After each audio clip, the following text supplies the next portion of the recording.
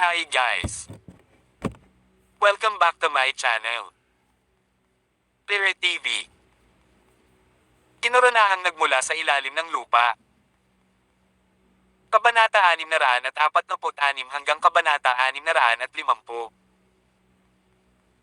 Kabanata 646. Nawalan ng pag-asa si Emmet. Sa kanyang pananaw, inayos ng Heavenly Star Sect si Jaime na isang peak second stage na Pulse Control Realm Cultivator upang makuha ang 8 Desolate God Terminator Halberd. Sa kanilang panig, bagamat nasa kaharian din siya ni Jaime, si Emmet ay tinitigan ng Heavenly Star Sect at Dark Moon Sect. Sina Andrew at Liam ay nasa mid-level na ikalawang yugto ng Pulse Control Realm, samantalang si Gregory ay nasa pinakamababang kaharian, sa entry level lamang. Bukod dito, nabali ang braso ni Gregory sa nakaraang labanan at hindi pa siya tuluyang gumaling. Kaya ang kanyang pag-iral ay maaaring baliwalain. Para naman kay Casey, walang inaasahan si Emmet sa kanya. Matapos huminga ng malalim, naramdaman na lang ni Emmet na parang nahulog ang puso niya sa nagyayelong hukay. Pagkatapos nakatitig siya sa kawalan habang palapit ng palapit si Jaime sa 8 Desolate God Terminator Halberd. 50 metro, 30 metro, 15 metro, 5 metro, 1 metro. Ipinikit ni Emmet ang kanyang mga mata sa sakit at ang kanyang mukha ay puno ng inis at poot. Sa kabilang banda, sa wakas ay nalaman ni Andrew, Liam at ng iba pa na ang kanilang panloob na alitan ay kahangalan. Namumutla ang kanilang mga mukha at ang dugo sa kanilang mga katawan ay tila huminto sa pag-agos habang nanlalamig ang kanilang mga kamay at paa. Si Caspian ay nakatayo sa dulo ng mga disipulong ito ng Fauna Imperial Sect at nakatutok siya kay Jaime na inabot upang kunin ang 8 Desolate God Terminator Halberd sa plataporma. Ang huling labanan ay naging maayos na lumampas sa inaasahan ni Caspian. Gayunpaman, sa kabila ng matagumpay na pag-iwas sa isang madugong labanan, ilang beses na sinarado ni Caspian ang kanyang utak sa panahon ng kompetisyon. Kung walang tumpak na pagkaunawa sa kasalukuyang sitwasyon at sa mga disipulo ng Fauna Imperial Sect, talagang hindi maaaring hayaan ni Caspian ang mga disipulo ng Fauna Imperial Sect na mag-away sa huling sandali. Sa oras na iyon, gumamit din si Caspian ng telepathic jade para tahimik na magpadala ng mensahe kay Jessica. Na hinihiling kay Jessica na paalalahanan ang lahat sa Heavenly Star Sect na maglaan ng oras upang makipagkompetensya para sa 8 Desolate God Terminator Halberd habang ang Fauna Imperial Sect ay bala sa pagtatalo. Kanilang sarili. Ang lahat ng mga plano ay perpekto at ang tagumpay ay isang hakbang na lang. Ang palad ni Jaime ay ilang sentimetro lamang ang layo mula sa 8 Desolate God Terminator Halberd. At ang kanyang mukha ay puno ng pinanibik na ang hiling ng Heavenly Star Sect na maging relihiyon ng estado ay sa wakas ay matutupad na sa kanilang mga kamay. Hindi nagtagal, naging tahimik ang buong eksena kaya may makarinig ng pin drop. Sa pagkakataong iyon, biglang parang may naramdaman si Caspian at naging mabilis ang kanyang paghinga. Sa nagbabagang tingin, tumingin siya sa dilim sa harapan ni Jaime. Halos kasabay nito, si Guapo, ang munting baboy na nakahiga sa balikat ni Jessica, ay biglang nagmulat ng mga mata na kumikislap sa maliwanag na ilaw. Hindi bago kumawala ang boses sa lalamunan ni Caspian, isang higanteng kamay na tila may napakalaking kapangyarihan ang biglang lumitaw mula sa kadiliman sa harapan ni Jaime. Sumunod, ang palad ay nakakuyom sa gitna ng hangin na bumubuo ng isang kamao at nanginginig ang hangin sa paligid nito. Pagkatapos tulad ng isang malakas na sledgehammer, sinuntok nito ang dibdib ni Jaime na ikinabigla niya. Basag. Sumunod ang tunog ng mga sirang buto. Sa isang iglap, ang napakalakas na puwersa ay nag-vibrate sa dibdib ni Jaime na naging dahilan upang manginig ang kanyang katawan na para bang pinalo ang isang tambol ng digmaan. Bukod dito, lumitaw ang mga alon na parang alon ng tubig sa balat at laman ng kanyang buong katawan.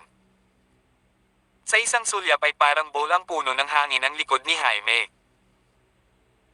Sa sumunod na segundo, ang napakalaking bola ay parang kanya na lumabas sa silid nito, lumilipad pabalik at humahampas sa lupa na parang meteorite.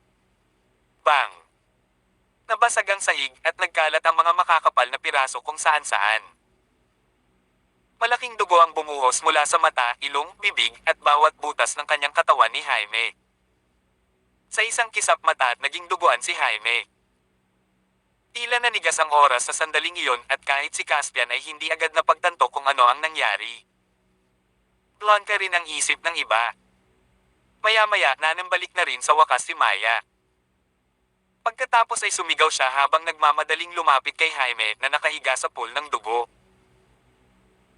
Ang iba ay unti-unting nakabawi at ang kanilang mga mukha ay mabilis na nag-flash ng pag-aalinlangan, pagkalito, galit at takot.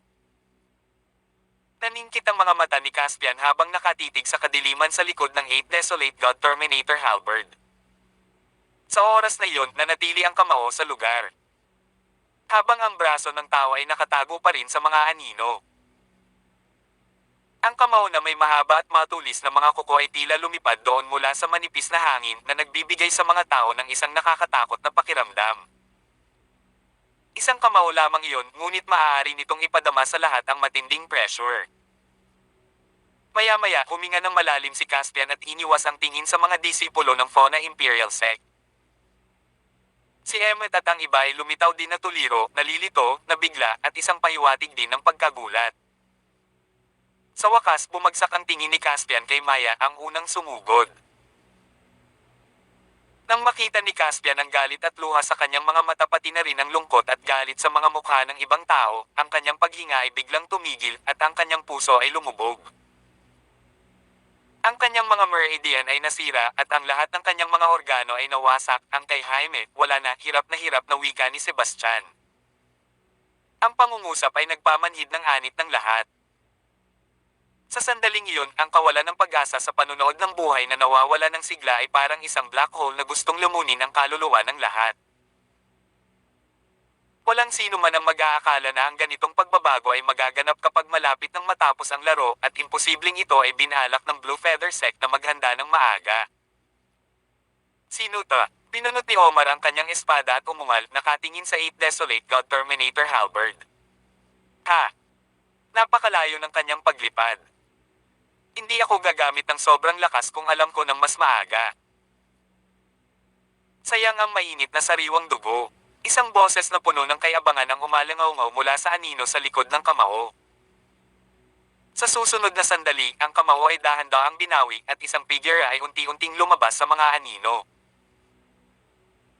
Lumabas ang taong walang pangitas na may maalab na pulang buhok, mabangis na mga mata, at isang mapanuksong ngiti na nagpapakita ng kanyang pinate at maayos na mga kalamnan. Ang figure at ang hindi pamilyar na mukha na lumabas ay nagpalihit sa mga mag-aaral ng lahat ng naruroon at sila ay nataranta rin. Nanliit ang kanilang mga mag-aaral dahil kahit walang divine sense, nararamdaman pa rin ng lahat ang sobrang nakakatakot na kapangyarihan mula sa tao. Ang kabilang partido ay parang isang napakalakas na bundok at ang nakatayo lamang doon ay sapat na upang makaramdam ng kaba ang mga tao. Nataranta sila dahil kapag inaalala ng lahat at pinag-isipan ang kanilang mga utak, hindi nila maalala kung saan nila nakita ang mukha. Sino ka? Bakit ka nandito?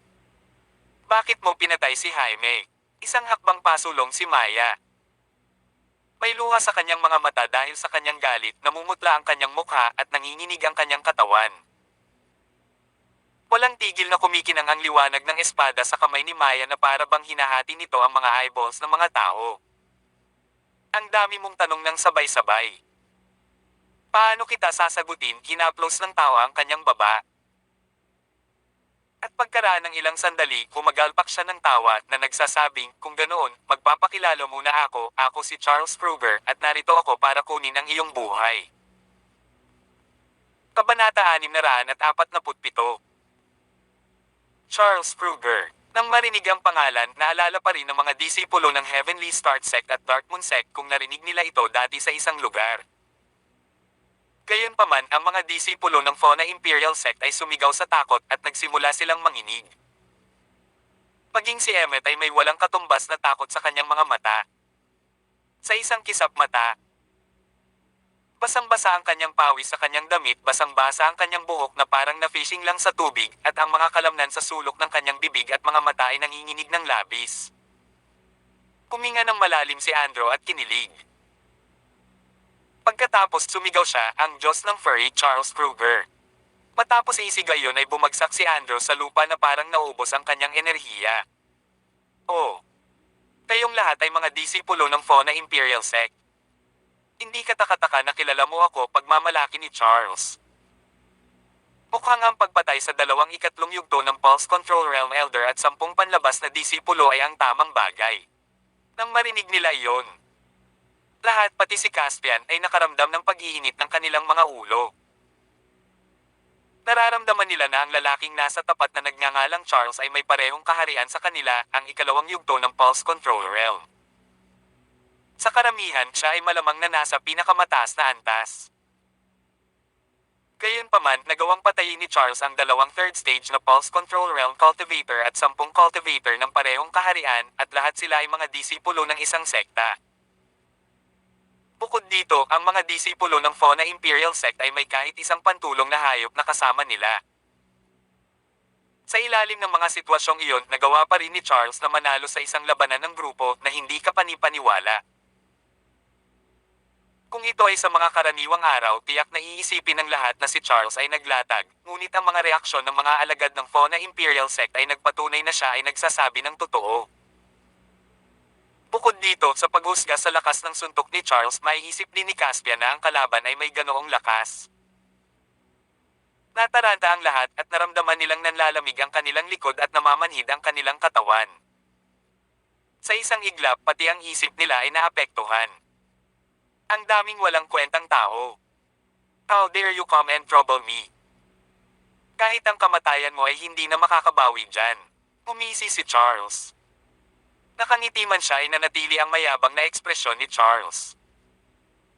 Pagkatapos dama po ang mga mata ni Charles sa mga mukha ng lahat ng naruroon at agad na lumitaw sa kanyang mga mata ang isang hitsura ng pagkabigo. Kawawa naman. Wala sa inyo ang disipulo ng Blue Feather Sect. Sa sandaling bumagsak ang boses. Muling binago ni Charles ang kanyang tono, sinabing, ngunit kayong lahat ay mga disipulo ng sekta at ang iyong chi at dugo ay dapat na mas mahusay kaysa sa karaniwang mga magsasaka. Dahil iyon ang kaso.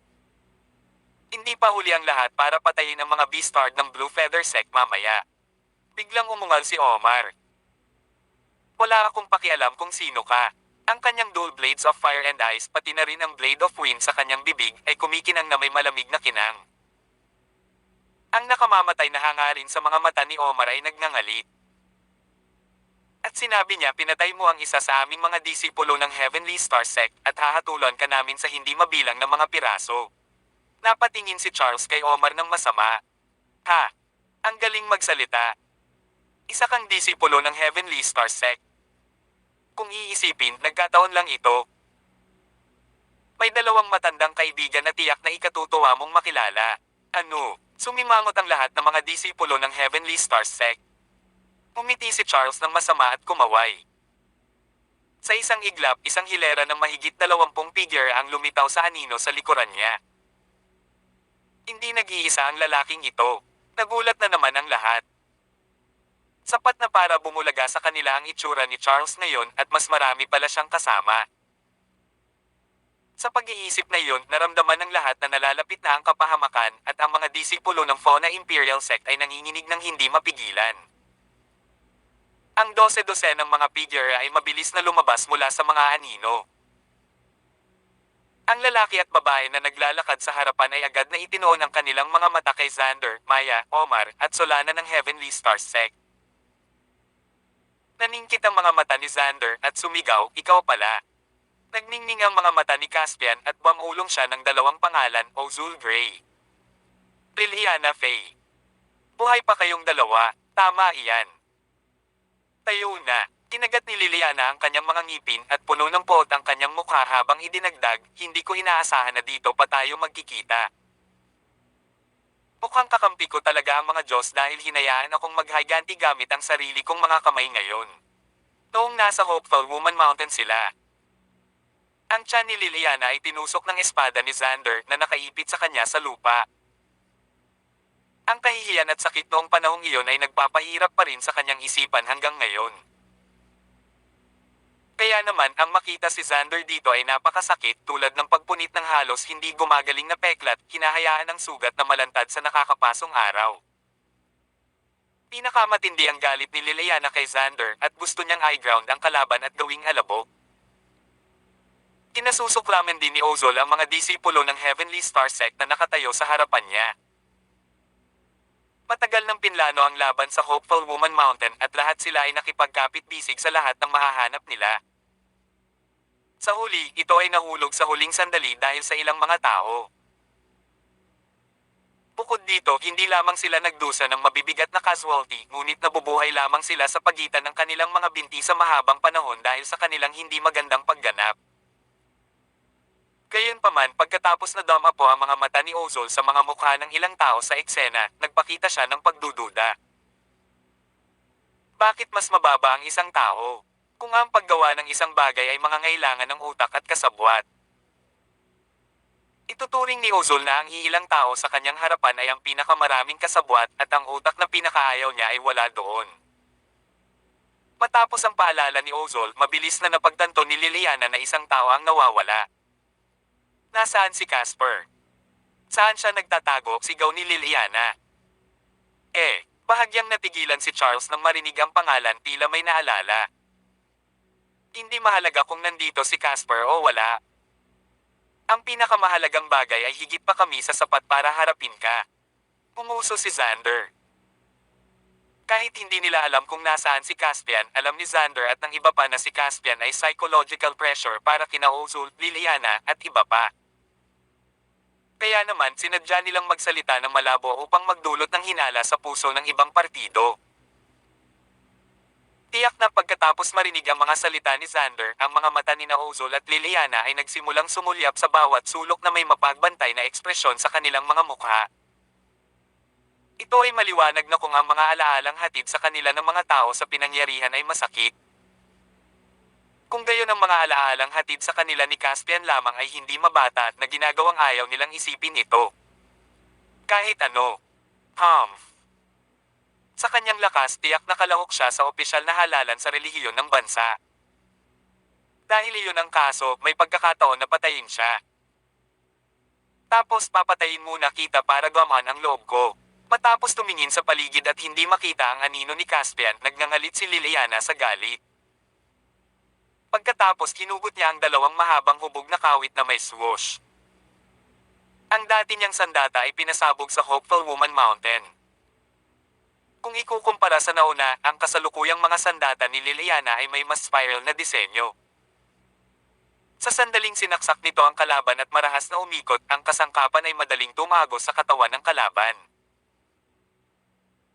Kung marahas niya itong hinayla, sapat na para putulin ang mga laman loob ng kalaban at bunutin ang mga ito na masasabing lubhang mabisyo. Gayunpaman nang magmadali na si Liliana, biglang inabot ni Charles at pinigilan siya. Kabanata 648. Ikaw, nalilitong tumingin si Liliana kay Charles. Gayunpaman, hindi man lang siya nilainggan ni Charles at nilainggan niya si Xander. Ang Casper na sinasabi mo ay ang Casper sa Darnley Valley. Wala bang ibang alagad na nagngangalang Maya? Nandito ba siya? Natigilan ng lahat at walang nakakaalam kung bakit niya babanggitan ang matandang iyon, lalo pa kung paano niya ito nalaman. Ako si Maya. Lumakad pasulong si Maya at ang kanyang mga mata ay may isang layer ng hamog na nagyelo. So, ikaw pala. Pinalaki ni Charles si Maya pataas at pababa ng may paghanga. Ano ang nasa isip mo? Kumunot ang noo ni Maya. Nais kitang pasalamatan. Ha. Pagkasabi nun ay biglang tumawa ng malakas si Charles na parang may iniisip. Sa isang iglap, ang tahimik na eksena ay napuno ng kanyang walang pigil na pagtawa at ang nakakagigil na kapaligiran noon ay mabilis na nawasak. Gayunpaman, ang sumunod ay isang hindi inaasahang kasamaan at lamig. Pagkatapos ng lahat, ang mga sampungin na kalaban ay palaging mas walang talo kaysa malupit na mga kalaban. Kahit na sa wakas ay pinigilan ang sarili sa pagtawa. Tinawakan pa rin ni Charles ang kanyang tiyan, desperadong pinipigilan ang mga luha sa kanyang mga mata at hinihingal, na nagsasabing pero gusto kong pasalamatan pa si Casper.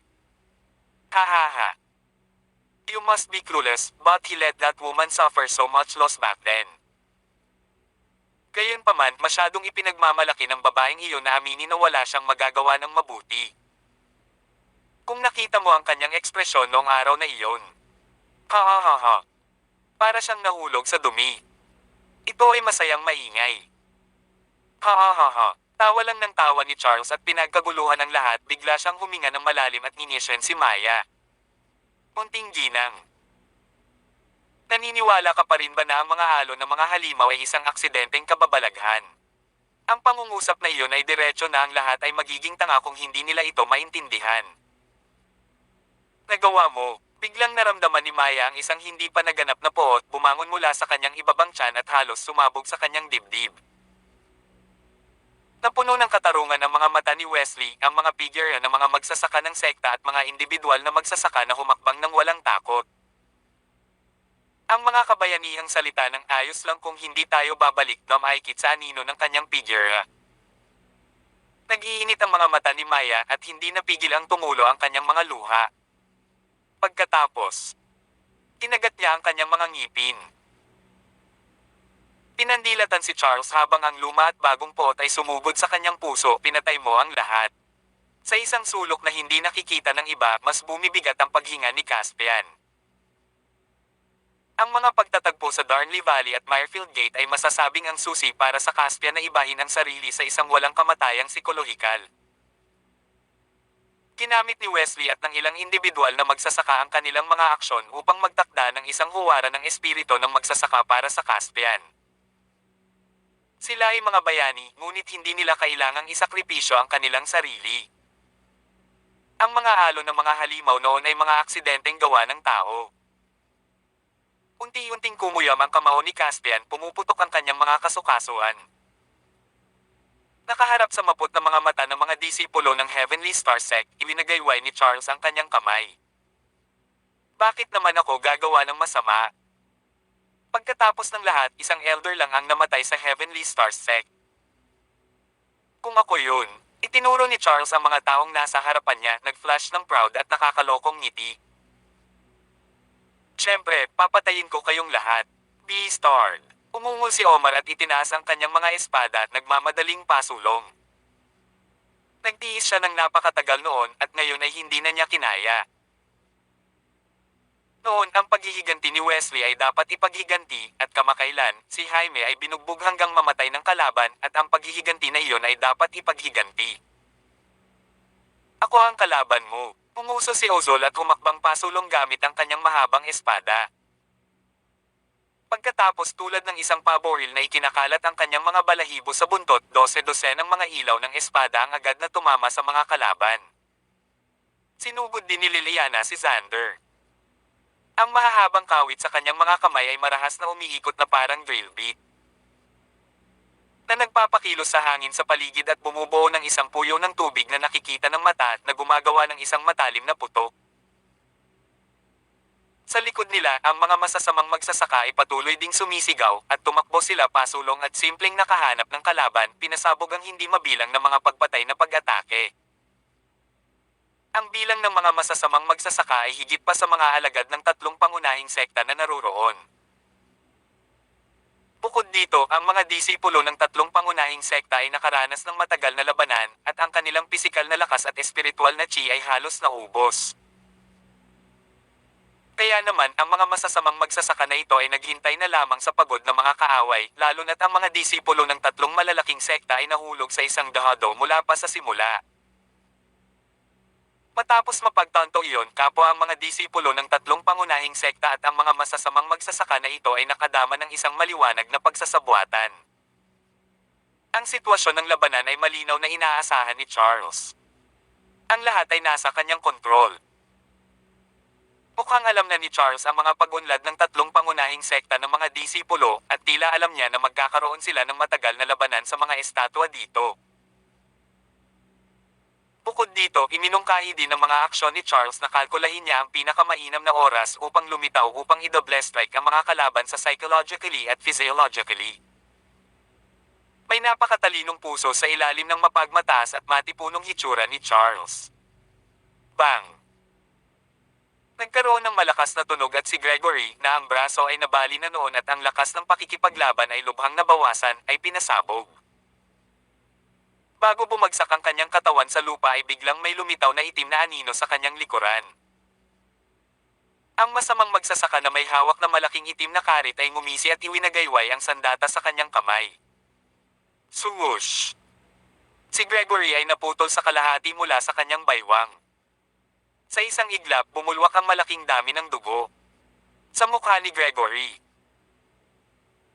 Naroon ang takot, pagkalito, pagtataka, pag-aalinlangan, at pag-aatubili na para bang hindi siya makapaniwala nang magsimula ang kanyang daan patungo sa immortalidad, at ito ay biglang nagwakas dito. Ang Golden Monkey ni Gregory ay nagpakawala ng mahabang dagendong, gustong sumugod at ipaghiganti ang amo nito.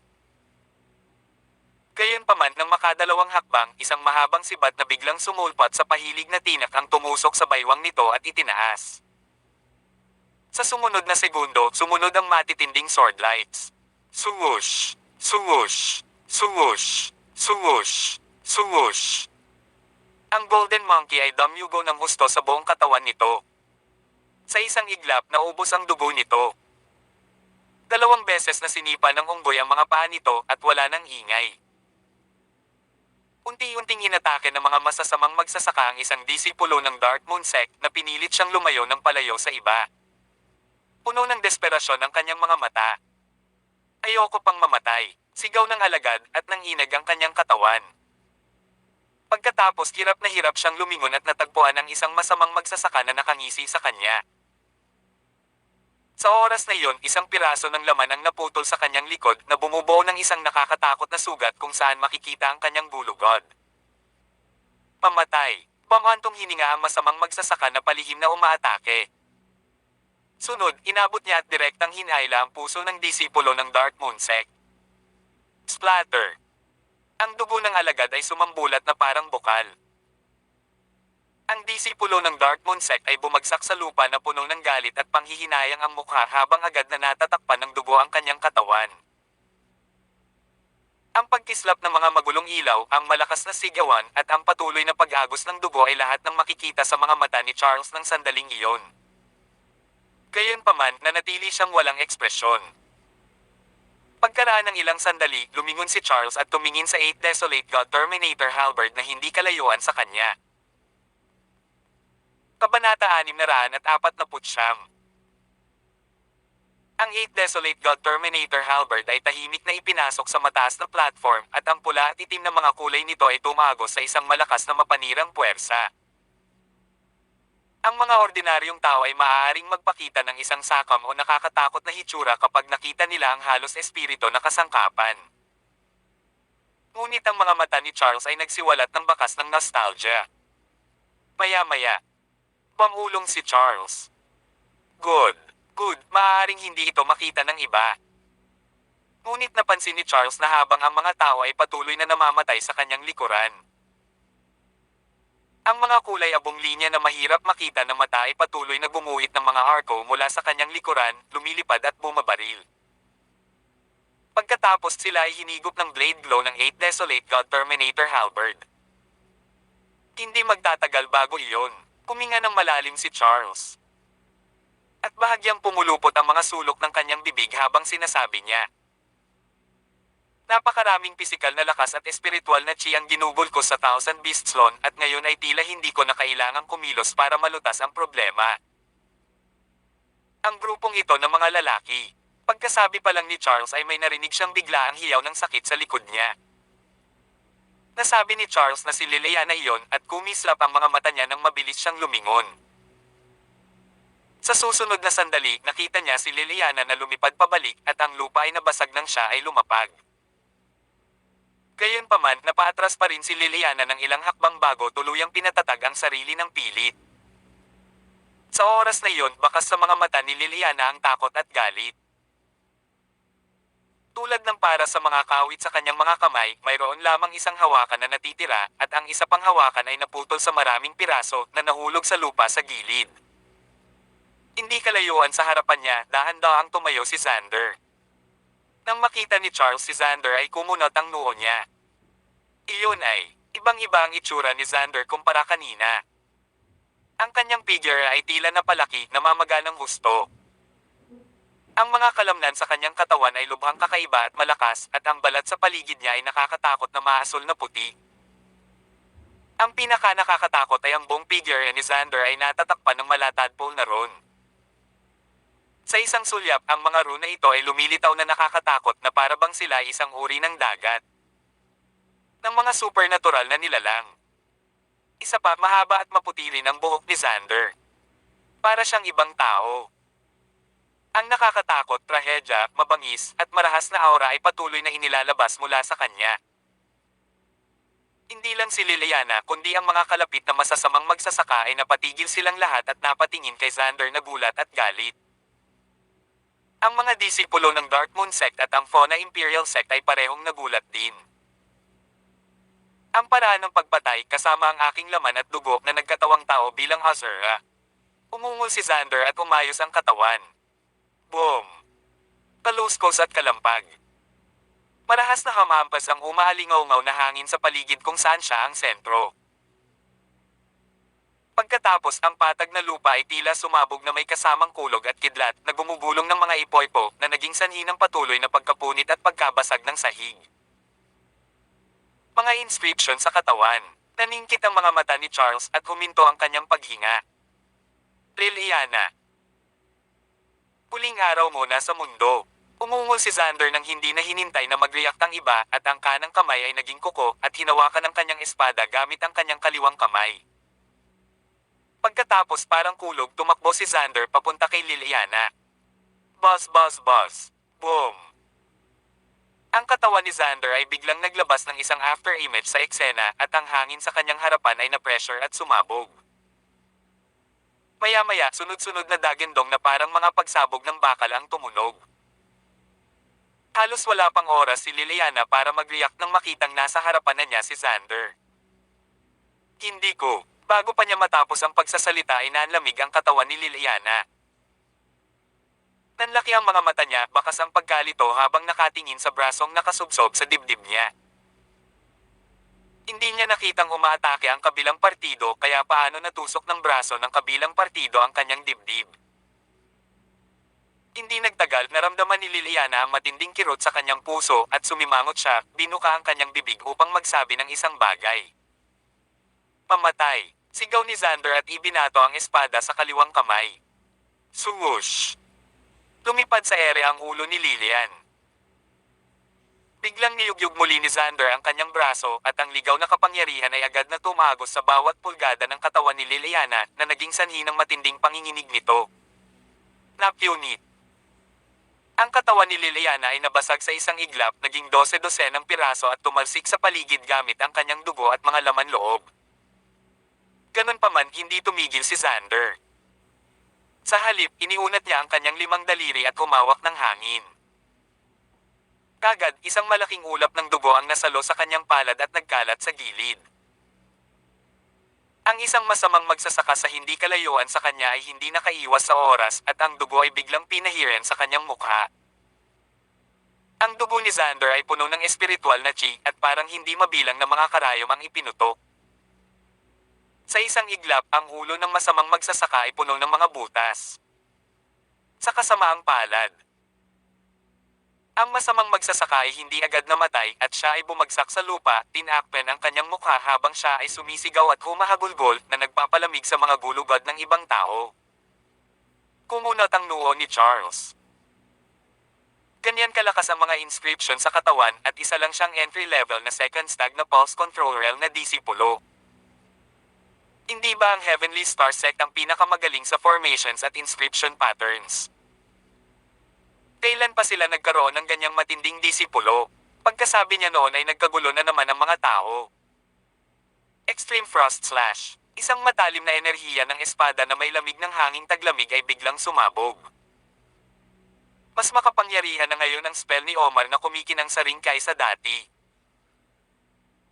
Ang masamang magsasaka sa harap ni Omar ay nagmamadaling itinaas ang kanyang kalasag upang harangan ito, ngunit ang kanyang kalasag at braso ay agad na nabalot ng isang layer ng hamog na nagyelo.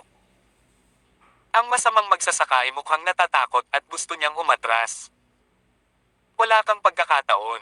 Tumalsik si Omar sa pagitan ng kanyang mga ngipin. Ang nagngangalit na bagyo ng dagat. Matapos maunawaan ng espiritual na balahibong kasulatan sa Passage to Immortality, ang raging sea storm ni Omar ay mas malakas kaysa dati. Walang nakakakita kung paano lumipat ang blade of wind mula sa kanyang bibig papunta sa kanyang kamay.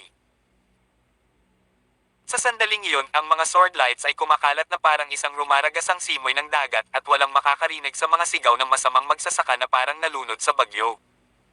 Boom! Ang mapanirang bagzo ng hangin at mga ilaw ng espada ay bumasag sa lupa. Ang masamang magsasaka ay nahiwalay sa laman at dugo sa harap ng lahat at siya ay naging isang kalansay sa isang kisap mata. Tungkol naman sa kanyang laman at dugo, matagal itong naging makapal na lusek na tumalsik ng nakakatakot na bakas ng sahig. Isa rin siyang entry-level second stage na disipulo ng Pulse Control Realm. Bumaba ang mga mata ni Charles kay Omar.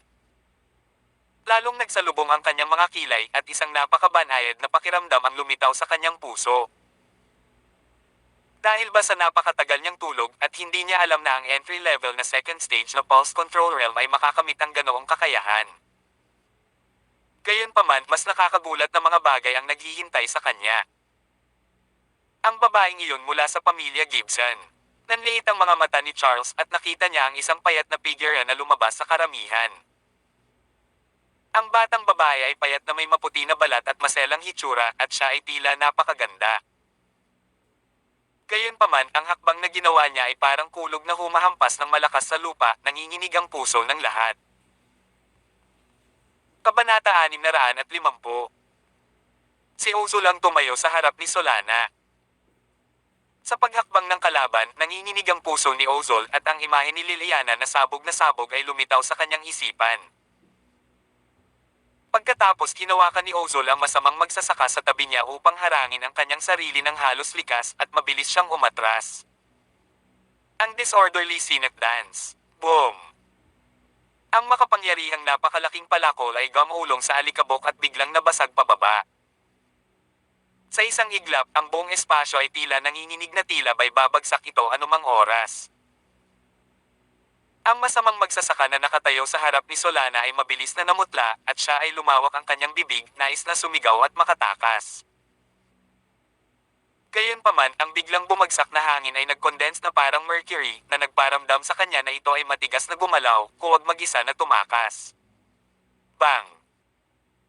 Ang masamang magsasaka ay hinampas sa isang masa ng meat patty sa isang iglap at ang kanyang dugo at laman ay nahalo sa isang piraso. Kamampas ang malakas na hangin sa mukha ni Ozol na nagdala ng matinding amoy ng bakal. Bilang isa sa nangungunang 10 bandido sa South Arlington, pinatay ni Ozol ang maraming tao. Kung masama ang loob niya, wawasakin pa niya ang isang buong nayo na binubuo ng daan-daang tao. Gayunpaman, bigla siyang nanginig at nakaramdam ng takot nang maamoy niya ang madugong amoy. Biglang narinig ni Ozol ang walang pakialam na boses ni Solana. Hindi ka makakatakas. Nagulat si Ozol at agad niyang inangat ang ulo. Nagulat siya nang makitang nasa harapan na niya si Solana habang nakatulala. Paano ito posible? Sigaw ni Ozol sa gulat. Sa kasamaang palad para kay Ozol, si Solana ay hindi katulad ni Omar at hindi siya nagsasalita ng marami. Sa halip, ang sagot niya ay direktang ipakita ang kanyang mga kuko. Ang sakal ng nagagalit na dragon. Ang ani ng Reaper. Kinagat ni Ozol ang kanyang mga ngipin at ang espada sa kanyang kamay ay pumutok sa isang pagsabog ng mga ilaw ng espada. Kung maglakas loob kang patayin ako, mawawalan ka rin ng kamay. Namilog ang mga mata ni Ozol at hindi siya makapaniwala na hindi papansinin ni Solana ang matinding pinsala at sasalakayin siya. Bukod dito, naiisip ni Ozol na kahit na walang pakialam si Solana, tiyak na masasaktan siya ng husto ng kanyang talam at mawawalan siya ng kahit 70% ng kanyang lakas kung ihahampas niya ang kanyang palad. Kahit na panandalian lang, naisip na ni Ozol ang hindi mabilang na mga posibilidad. Nakalulungkot para kay Ozol, mali siya tungkol kay Solana at minamaliit din niya ito. Swoosh! Ang mga ilaw ng espada ay tumagos sa palad ni Solana na nagtalsikan ng dugo. Si Ozul ay walang oras upang madama ang kagalakan at pinanood niya ang maselang maputlang palad na biglang nagpuwersa at namilipit. Basag. Ang mahabang espada sa kanyang kamay ay hindi lamang naiwasan ng kalaban kundi pati ang isang kamay ay pinaikot na parang kwarta ng kalaban. Ikaw. Nagulat si Ozul at nagkataon na nakasalubong niya ang mga mata ni Solana. Ang mga mata ni Solana ay kalmado na parang tubig na para bang hindi kanyang nasugatang palad na tinusok ng espada. Paano ito posible at sa sandaling pumasok sa kanyang isipan ang pag-iisip, nakita ni Ozul si Solana na nakakuyom ang kamay, hinawakan pa rin ang mahabang espada at hinampas siya ng malakas. Lalong lumaki ang maputlang kamao sa kanyang mga mata hanggang sa mapuno nito ang kanyang buong paningin. Bang! Ang buong eksena ay napuno ng hingal na tunog. Kung ikukumpara sa sapilitang pagsunod sa malupit na pang-aabuso ni Charles, ang masasamang magsasaka ay lahat ay sumunod sa utos ni na Ozul at Liliana sa simula pa lamang. Gayunpaman sina Ozul at Liliana ay patay at pareho silang namatay ng walang magawa. Bukod dito, ang mas ikinagulat nila ay ang walang pakialam na ugali ni Solana mula simula hanggang katapusan. Tumayo si Solana sa harapan nila, walang ekspresyon at dahan-dahang hinubot ang talam sa kanyang palad. Nang kistisan ng talam ng espada ang kanyang mga buto, gumawa ito ng nakakatakot na tunog. Gayunpaman, lumitaw si Solana na parang walang kinalaman sa kanya. Matapos bunutin ang mahabang baluktot na espada at ihagis ito sa isang tabi, hinawakan ni Solana ang higanting palakol at sinugod muli ang isang masamang magsasaka. Ang palakol ay tumawid.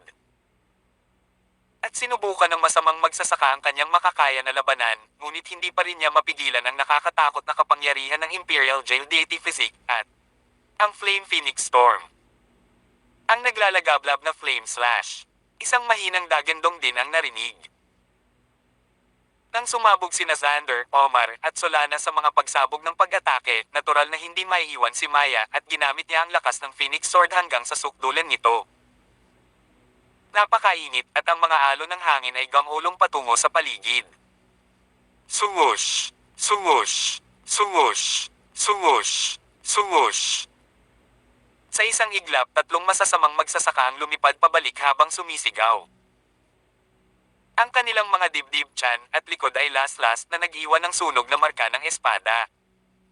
Charles. Wala akong pakialam kung ikaw ang Diyos ng furry, ngunit talagang walang paraan na makakalabas ka rito ng buhay ngayon. Itinutok ni Maya ang kanyang espada kay Charles at matigas ang kanyang tono. Matapos maranasan ang tempering ng Darnley Valley kay Caspian, nagkaroon siya ng pambihirang dedikasyon sa pagprotekta sa kanyang mga kasama. Bagamat walang kinalaman sa kanya ang pagkamatay ni Jaime, ang pagkamatay ng kanyang kasama sa kanyang harapan ay nagbigay din sa kanya ng matinding pagpapasigla. Ang mga disipulo ng Heavenly Star Sect ay nagkakaisa. Gusto namin ang relihiyon ng Estado. At gusto rin namin ang buhay mo, angal ni Xander. Si Xander ay nagkatawang tao bilang Azura at ang kanyang katawan ay makapangyarihan. Tinalikuran na lang niya ang longsword, umaasa lamang sa kanyang pares ng malakoko na palad at naglunsad ng walang pakundangan na pag-atake sa kalaban. Si Xander ay alagad ni Leonard. Bagamat hindi niya ginagamit ang espada sa sandaling ito, ang kanyang pag-uugali ng pag-abandona sa espada ay naaayon din sa mga intensyon ng espada ni Leonard na ang desperadong oras ay nangangailangan ng mga desperadong solusyon. Dahil dito, kahit saan pumunta si Xander, walang makakapigil sa kanya. Sinubukan ng isang masamang cultivator na pigilan si Xander gamit ang kanyang espada, ngunit direktang hinawakan ni Xander ang tao at pinaikot ang kanyang buong braso. Sinubukan siyang kabkuban ng ilang masasamang magsasaka, ngunit direktang sinunggaban ni Xander ang isang tao, itinaas siya, at hinati siya sa dalawa na nakakatakot. Ang mga disipulo ng tatlong sekta sa una ay nasa isang mahirap na sitwasyon. Ngunit unti-unti silang nakabawi sa ilalim ng malakas na pag-atake ng Heavenly Star Sect. Kahit na nahuhuli pa rin sila sa mga numero, kahit na ang kanilang kabuoang lakas ay mas mababa kaysa sa mga kalaban, at kahit na sila ay naubos na. Sa gilid ng masasamang magsasaka, nakaupo si Charles na nakahalukip-kap at nanunood na walang balak na makialam. Maagang pinatay sina Ozol at Liliana na naging dahilan din ng pagkawala ng bulugad sa grupo ng mga masasamang magsasaka. Pagkaraan ng ilang sandali, bagamat nangunguna pa rin sila sa mga numero, nagsimula na silang magwasak. Gayunpaman, nakahalukip pa rin si Charles at nanatiling kalmado. Higit pa rito, hindi lamang siya nataranta, ngunit may bakas ng pagkagulat sa kanyang mga mata. Hindi ko in-expect pero ayos lang din. Pagkatapos ng lahat, ang 8 Desolate God Terminator Halberd ay kailangang puno ng sigla bago nito maipakita ang pinakamakapangyarihang kapangyarihan nito, bulong ni Charles. Habang nagsasalita siya, ang isa pang masamang magsasaka ay biglang inatake ni Jessica at ang tao ay naputol sa kalahati. Kasabay ng pagkamatay ng masamang magsasaka. Isang manipis na kulay abo na linya ang lumipad mula sa kanyang bibig at dumiretso sa 8 Desolate God Terminator Halberd sa mataas na plataporma sa di kalayuan. Maraming salamat po. God bless. I love you, mahal.